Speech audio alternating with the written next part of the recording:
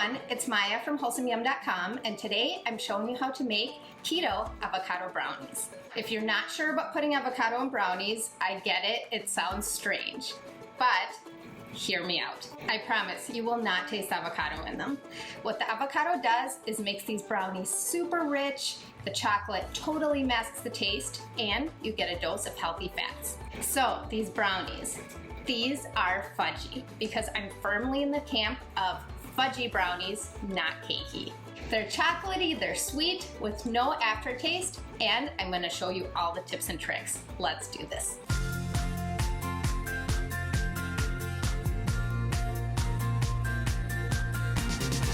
This is such a great way to use up extra avocados if you have too many that are about to go bad, and you can even use frozen avocados if you have some of those. I'll link down below how to freeze avocados if you're curious. First, a quick overview of the ingredients you'll need to make these avocado brownies. We're using a combination of real chocolate and real cocoa powder to give us the perfect chocolatey flavor. Making brownies with real chocolate makes them more fudgy and rich than just using cocoa powder alone. Make sure you get sugar-free chocolate, not unsweetened baker's chocolate. There is a difference. I'll link to the sugar-free brand that I use below. The sugar-free ones are sweet, they just don't have any actual sugar in them. They use a different sweetener instead. Now, the key to fudgy brownies is plenty of fat. In addition to the fat from the chocolate, we're also using butter. Now, some avocado brownies omit the butter altogether. I've tested it and the results are not the same. You want the butter. But if you need a dairy-free option, you can also use coconut oil, or there's even a butter-flavored coconut oil out there if you want that buttery flavor without the dairy. And of course, the avocado. The avocado is the best part, but don't be put off by this. You're not gonna taste the avocado, like I've said. It's just gonna add more richness to those brownies, make them super fudgy. You're gonna love it. We're also gonna add some eggs. We're gonna use 2 large eggs and some vanilla extract for extra flavor. The last 2 ingredients we need for our brownies is our sweetener and our flour.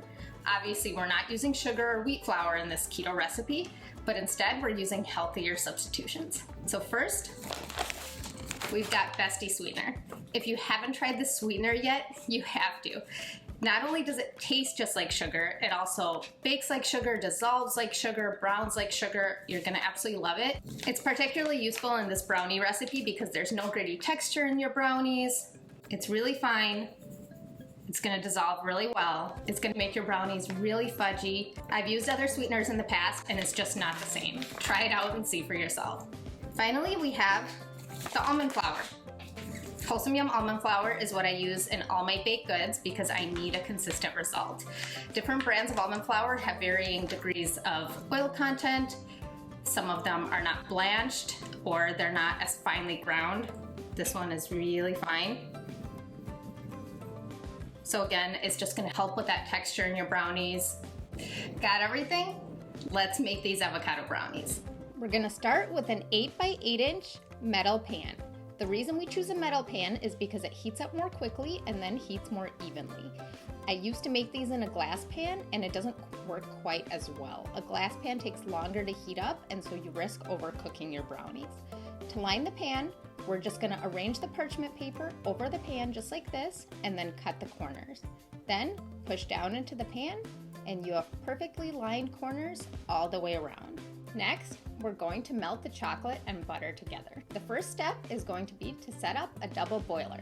A double boiler is simply boiling water with some kind of vessel on top to prevent scorching the chocolate. You'll grab a saucepan and boil the water first. Be patient and be sure to wait for the water to come to a rolling boil. Once the water is boiling, grab a glass or stainless steel bowl that is slightly larger than your saucepan and place it on top. Be careful not to burn yourself. You don't want to use a plastic bowl because we don't want to heat that over boiling water. The nice thing about this double boiler setup is you don't need any special equipment. You already have a saucepan and a bowl at your house, but I'll link down below the ones that I use. Add half a cup of butter and 6 ounces of sugar-free chocolate chips. Now we're going to wait for them to melt.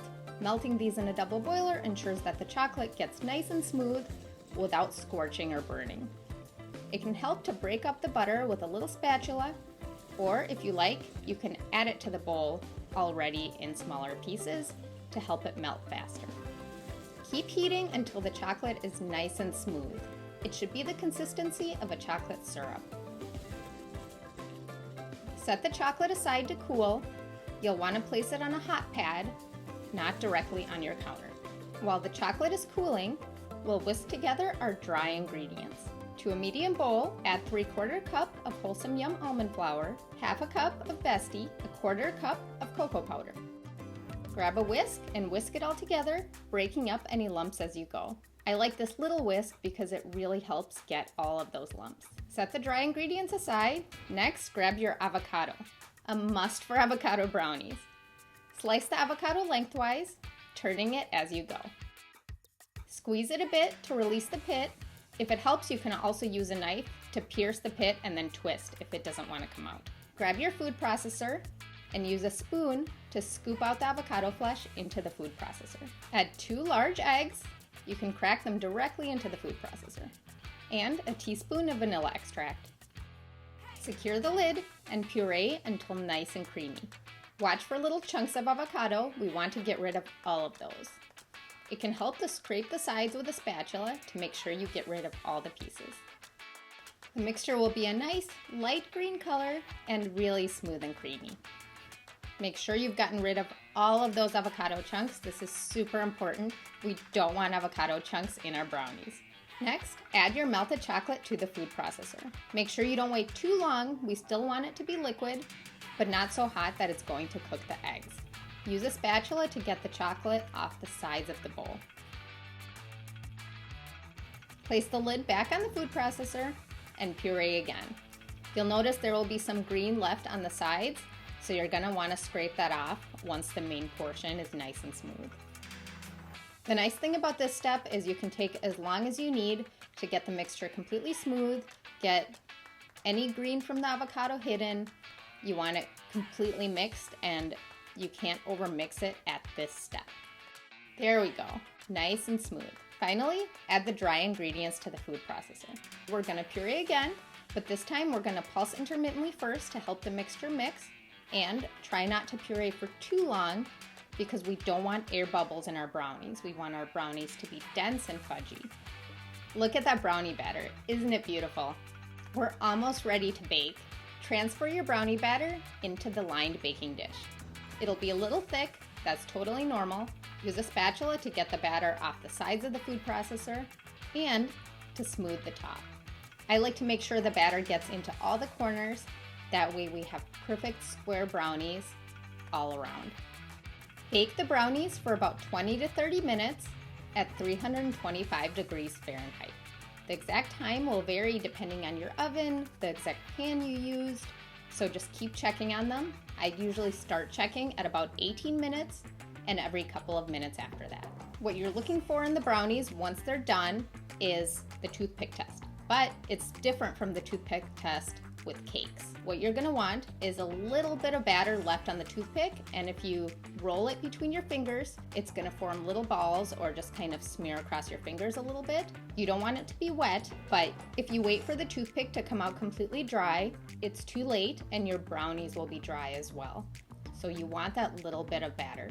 Don't worry, your brownies will set as they cool. Waiting for these brownies to cool was the hardest part, but so worth it. I'm so excited to cut into these. You'll want to use a straight down motion to cut into your brownies. Don't seesaw back and forth, that way they'll stay together better. Look at that.